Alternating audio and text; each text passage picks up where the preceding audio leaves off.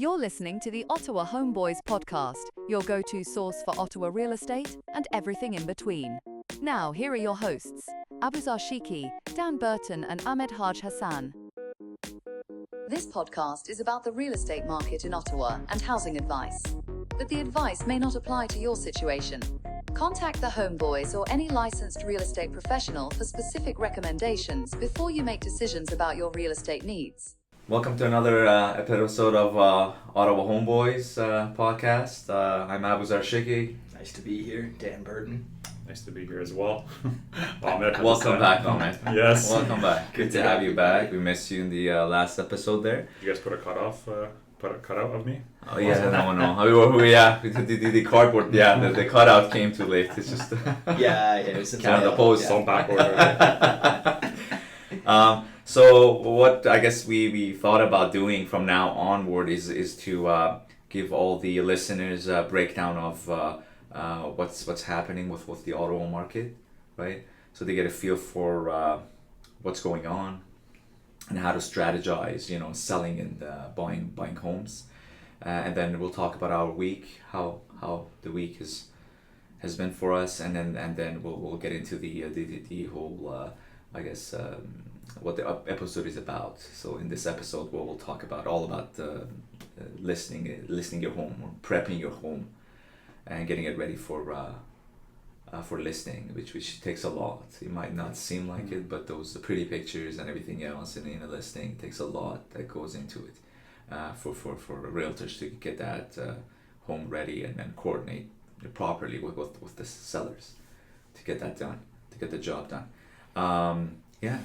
So let's see what's going on. I'm looking at sales activity. We're a bit higher than last year, about 3%. So that's a good sign that things are happening. Although the inventory is higher than last year, I'm looking at overall active. We're looking at 16% more than last year. So it's quite. It's quite a bit. Quite a bit. Yeah, we got about 3 months of inventory worth in stock there. So that's I guess it's like a battle between buyers and sellers, and see who comes out victorious, because I see a lot of reluctant sellers. Yeah. And yet at the same time you got inventory, so it's really different pockets in the city that may seem to a bit resistant with what's going on, because we do see multiple bids as well, but generally because of the higher inventory, we're pretty much looking at a downward price as far as it goes. Again, you guys can So I think nice to look at everything year to date. So what we've got in front of us, for those of us who are tuning in and not watching the video, this is a report of everything that's happened so far in 2025 up to July 2025. Right. And then we're comparing that year over year for everything that happened in 2024 up to July 2024. Right. That's showing that sales activity that Aboozar was referencing at 3% up. Fantastic to see that things are still getting done. That's right, yeah. I think, anecdotally, in my experience, and I'd love to hear your guys' thoughts on this as well, I would say 2024 was a slower year for activity, and even based off of 2023, I'd say that was slower than 2024. I think everything that happened during COVID sort of had people shying away from the tumultuousness. And the interest rates as well, right? The interest rates that weigh heavy on the decisions, right? So being, years past that, now into 2025, I think it's a sign that there's a bit of confidence back. Right, which is why that sales activity number is a bit up. Yeah, and how many people were, after COVID, feeling the burn when home prices were super high, they bought at peak prices, and then the year passes and they, basically lost a lot of value in their homes. What are they going to say to other potential buyers, for example? Yeah. And it's always that dilemma, right? That give and take and the vicious circle, however you want to look at it. Yeah, it's that, okay, now it's time to maybe buy now, but do I want to buy, and how long until I have for the prices to drop? So that's always the fine line between making the leap of faith to do what you need to do. And yeah. If we take that point and that thought and we look at all of the stats that we've got and that you touched on, Aboozar, it does feel like overall a balanced market and a market where there is a bit of confidence from both sides, in my experience. Absolutely. I mean, the list price, the list price talks for itself. It's got that home needs to be priced right. But look at the ratio of list to sale, and you're looking at almost 99%, right? So it's really, homes are going for asking. Yes, it so happens that the list price do drop, but again, even that drop ratio compared to previous, it's not that significant. And even the number of days, if you look at it, 20 days. Yeah. It's really insignificant. Typically in real estate, we would say anywhere between 40 to 45 days, or even 40 to 60 days would be normal. I think that's everything from that COVID and now post-COVID market, right? Where the expectations. The expectations, of my home's gonna sell in a day and it's gonna go over asking. I think still has some sellers, I don't know, maybe feeling antsy about when the home creeps up to 20 days on market, but yeah, absolutely, like you said, it's normal to see a property stay up that much longer. And even a sign here that we're looking at of 20 days median days on market, it's a sign of a pretty solid market. Yeah. The market has confidence on both sides. Yeah, absolutely. Yeah. So to summarize, we're looking at 3% up sales activity year over year, 9% up new listings, 16% up in active listings. Inventory has been quite high this year. I think I probably have earned myself the nickname of inventory is high because I've said it so many times. Yeah, you can say it enough, but it is what it is. Yeah. But it's one of those things that's been pretty a characterization of this market where there is a lot of active listings. That's 16%. That's a pretty big number in my experience. For sure. Maybe for people that don't know, what is months of inventory? Is that how long a home is expected to stay on the market? Is that an average? It's an average of, so basically how many months of, I'm not too certain how that's calculated. I guess the board calculates based on historic trends on how much inventory, we require annually for it to call a normalized market sort of. So based on those, I guess they average out a 3 months inventory worth. I might be wrong, but a really easy way to look at it and think of it too is how long would it take to sell through every property that's on the market. If you were to just sell everything, have nothing new come back up. So normally I'd say we're looking at 2.9 here. I'd say that's right in the balanced market territory. And it's a ratio between new listings and active listings, right? That I guess that trend is kept in mind when coming up with that event. So it compares those. Exactly. So it's just really it's a general idea of what's happening.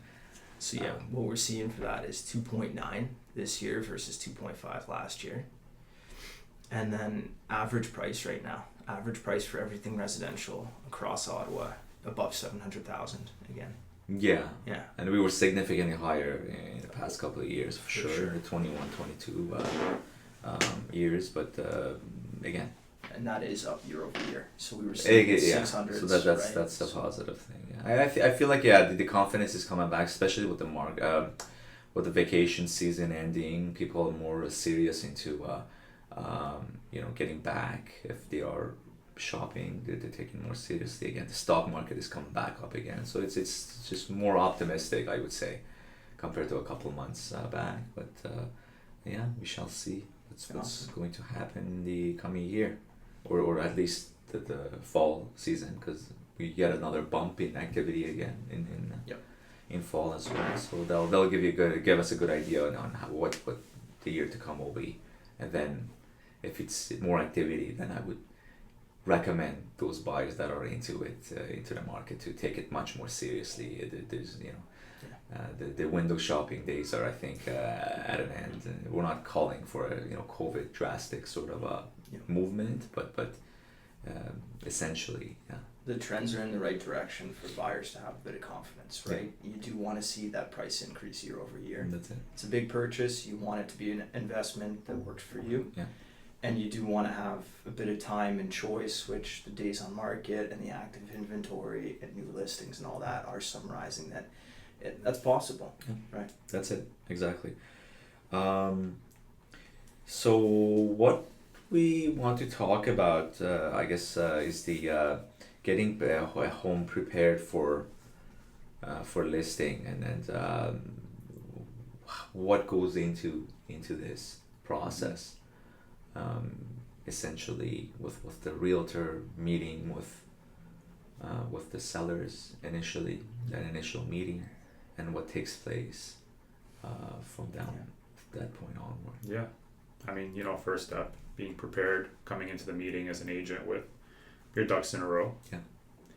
We want to ensure that from the first conversation, the sellers know exactly what to expect and what to do moving forward in order to prepare their home. So there's some good first steps to think about. Absolutely. And I typically I get a tour. Like, that's what I want. I just, we sit down for 2 minutes, and then I get him to give me a walk around the whole home, and that gives me an idea on what the expectations are initially, how much work that needs to be done to get the home ready, and whether they're willing to do it or not. And the way we see it and the way they see it, it's sometimes night and day. They feel like it's absolutely, this home is ready, and it is not.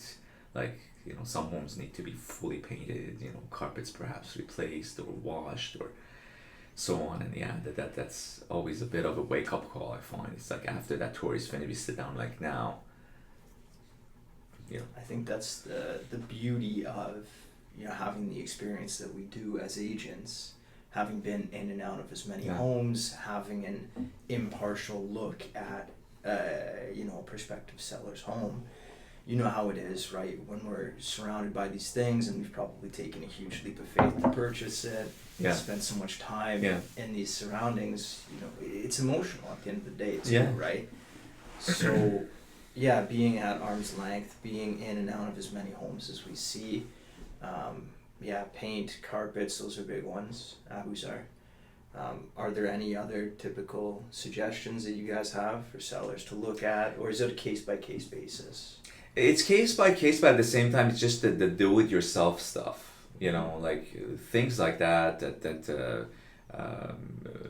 And there's always this tension I find at times. It's like the sellers don't want to do that. It's like they fight back, right? Which I'm here to help you sell the house. I don't see. I understand you're busy. I understand you're trying to save money, but the money you'll get back if you put the work into it, it's not even comparable to, the home sitting on the market for some time and so on. The caulking, small as doing the caulking of the silicone around the tub or the kitchen, which one look I can tell you that it's just they've done it themselves. Those small little details, buyers see, the buyer agents see, they pick on. I pick on. I don't know about other agents, but this is the first thing. As soon as I get in there, I see a brand new kitchen, but the caulking is all, smudged all over it. I'm like, oh, now let's see if they've done it properly now. If they can't even get the caulking right, what's going on in the back end, right? What's going on with the cabinetry? What's going on with the installation and so on? So it's essential. Yeah. Well, I think always one interesting thing that I heard that I always thought was something I'd keep with me. It might be a nice suggestion for anybody that's considering listing their home and maybe working well in advance of the process. Take a look at some homes in the area that would be comparables to yours. Drop by the open house, have your agent book in a preview, right? Yeah. Look at those little things, right? For us, with our lens as buyers, it's funny, right? Because you work with a buyer, you look at the caulking, and then you make the inference that it's probably not well built if this one little piece isn't well built. We want that done, right? And we want that done well because we're putting so much money into purchasing a home. And then from the seller's perspective, oh no, we don't want to do it because X, Y, Z, right? Exactly. So you got to put yourself in the buyer's shoes if you are a prospective seller. And I think visiting a few homes in person and seeing that and seeing maybe where there is opportunity that you could take away for your own prospective listing would be huge.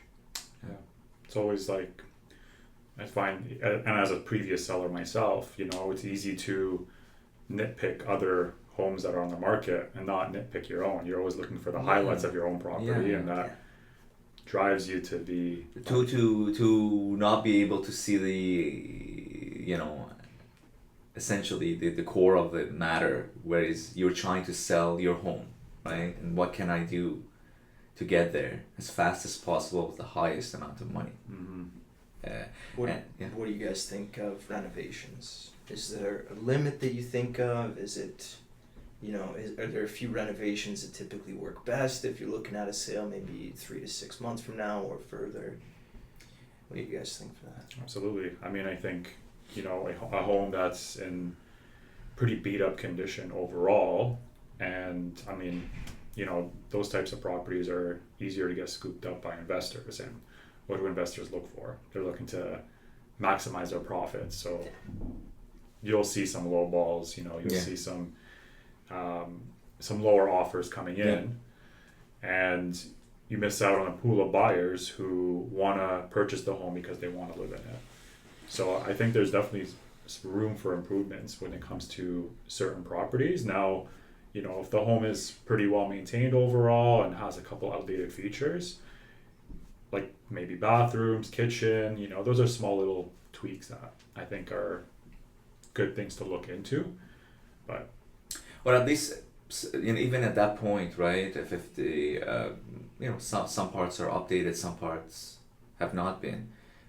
For example, a bathroom. Yes, it's very difficult to pull out the top, retile, and so on. But you can change a vanity, right? You can change the toilet, right? Stuff like that. You will tell them that, like, listen, tell the buyer that this is a seller who looks after the home. Yes, they may not have had the budget to do the whole thing, but they've done something.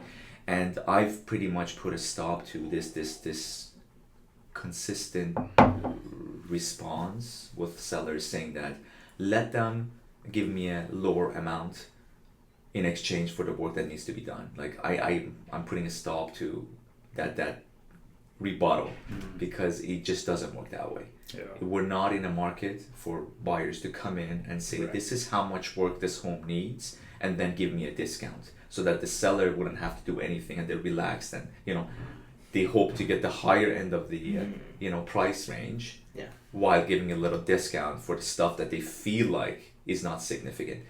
Buyers don't want to put in the work, especially with the new generation coming in.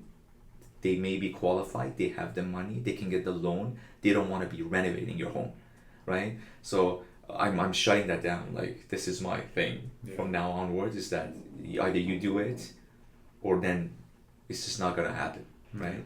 And essentially it needs to be, you know, thought out. and some features of the home too, you know, the money you put in, you could potentially make more back on the purchase price. It's not usually a dollar per dollar, you know, discount. Yeah. You know, if your kitchen costs $10,000 to fix, a buyer's not gonna ask for $10,000 off. They're probably gonna look at it at an even higher discount. Yeah, It's just the headache of doing it themselves, right? A couple of months of, you know, carrying the mortgage over, paying rent for another property, or a mortgage for another property. And did you see that they don't take these costs? All they see is that I don't want to do this right now. That I'm putting an offer, and getting an offer in this market is hard enough. Right?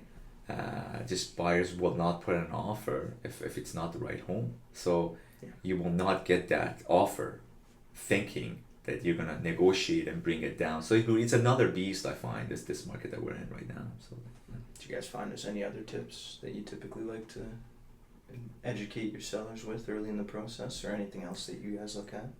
I would look at rental equipment as one of them. Yes, absolutely. It can be a make or break conversation with so many buyers I've worked with how much the HVAC is rented. Unfortunately, Ontario specific problem is just renting furnace, AC, hot water tank. I think I've even seen water softener rented now as well. And the challenge with those contracts is that there's no equity that you ever build. You pay a monthly payment, but you don't actually pay down the principal. it's a monthly renewal. It's I think that what really kills with some of these companies is the fine print on the buyout. Yeah. Where when we get to it, we're like, okay, Mr. Buyer, I'm putting an offer for you. These are rental units. Typically, hot water tanks are reasonable, but especially if they're elderly sellers, they get duped into signing these hefty contracts, right? Where the value of the buyout, it's almost twice the amount of what the unit is worth. 100%. And we're coming in as the buyer agent, so we're like, how are we going to do this now? Because the seller clearly may not have the money to buy it out. If they had the money, they wouldn't have rented it to begin with. So now we're gonna, deduct it from the purchase price, or how are we going to deal with this? Yeah. And I see those commonly out in kind of more like rural towns. Yeah. I don't really see them as much like in Ottawa, like Canada, Orleans, South. I don't know where you see them mostly. In my experience, it's really a case by case basis. It might just be, the sales guy for Enercare or whatever, may want the rental rather than the owned. And maybe, a homeowner trusts that, or maybe the homeowner doesn't want to put the cash in right away. Yeah. But absolutely look at that in any prospective offer that will come in, or even taking a step back and, sort of reorienting where we're talking about today is look at potentially buying them out in advance of ever listing, right? Yeah, and it's really complicated, right? And you hope that it's been disclosed, and I've come across personal investment properties that I bought, as well as for clients that we find out at a later stage. So the offer's been accepted, conditions waived, and then post-closing, even at times, we find out the unit was a rental unit. So then you're going to go in full force with your lawyer. Like, this is going to get bought out. We're past the negotiation phase. Yeah. It's the listing agent's responsibility. And that's it. I think that's what it comes down to at the end is that all these elements are at stake, right? You're there as a listing agent to, besides the list price, besides the marketing, it's the legal aspects as well. All the appliances included, all the chattels, and so on, excluded, the fixtures and so on, as well as the rental items. Everything needs to be specified, because later on you as the listing agent are on hook for it. There is no I didn't know, and it's frightening because some of these listing agents, that's what I get. Oh, I didn't know. No, it just does. I don't buy that. So personally, I had an investment property close, and I made the seller pay for it. It was like $6,000 or $7,000. Oh yeah. Yeah. No, it's a real price. Yeah. So it's really again another job a realtor or a listing agent has to do is to look at all the little things and make sure that legally, from the legal description of the property, being the smallest, two other elements are fine tuned and in sync with the seller, as far as if there is any leaks in the basement, if there's any issues with the roof, if there's been fire in the home. These things need to be discussed. You can't tuck it under the carpet. Because if it does come out during the listing period, then either you disclose it on the listing or you're on the hook for it. I mean, for us as buyer's agents, and well said, Aboozar, for us as buyer's agents, I think that you can feel when the listing agent and seller are in sync as well. You can see the listing description is detailed. Right. There's a history of dates, for example, on all the big items. There's directions for you as an agent in the private remarks on maybe, where the storage locker is, if it's in a condo building, whether that's owned or whether that's allocated. Parking, again, is another example of that. Even, you name it, all that stuff shows when the listing agent and seller are in sync. And to me, as a buyer's agent, that builds confidence. For sure. And that makes me take it more seriously and expect that listing is going to sell quicker than another listing where that's not done. Yeah, good points. And condos as well, like that's another, it can easily slip away from you, right? Because there's lockers, there's, parking, and then those need to be specified on on the listing, and then you can slip away and then be buried, and then once it gets to the closing or post closing, then it's going to cause a lot of issues. So it sounds like if you're a seller that's considering a move in the next 3 to 6 months, just get in touch with an agent, get that tour done, try to depersonalize, take a step back, listen to the agent's suggestions, and really just be on the same page with them, with all the legal items. Absolutely. And with their marketing efforts. That's it. There's many things involved. Obviously, there's the the experience of the agent, the presentation, the in sync. Sometimes you sit with the realtor, you don't connect. That connection is essential. Yeah. And then the commission is something else. But it just it has to be a package as a whole. Don't only look at the commission the person is charging. See what value they're bringing to the table, because if they can sell your home for a higher value at a short amount of time, that's key, as opposed to that commission you're paying out. It's insignificant with the overall experience that you'll have.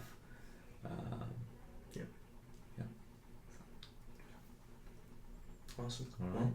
Well, I think that's everything, boys. Right. We'll follow up with more, I guess, with the listing process, because it's a lot to cover. Yeah. But I think we've we hit some points here, and until the next episode, we'll get some jokes. I'll try to get some jokes from We got the some trio knock back, jokes. all the troops are in order, so looking forward to the next episode with you guys. All right, good seeing you.